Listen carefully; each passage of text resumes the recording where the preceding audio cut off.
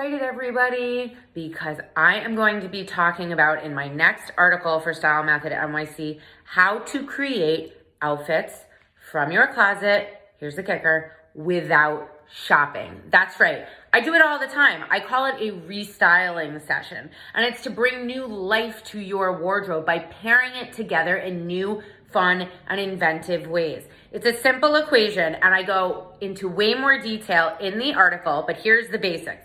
Foundations plus favorites plus shoes plus accessories plus activity equals outfit, okay?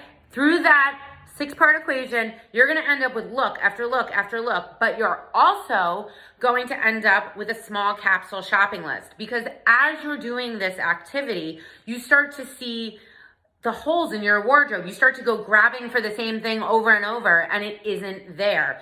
Add it to your capsule shopping list. So you have a few items that you can get excited about buying that season to mix into your awesome, restyled, already existent wardrobe. On Style Method NYC this week, how to create outfits from your own closet. No shopping!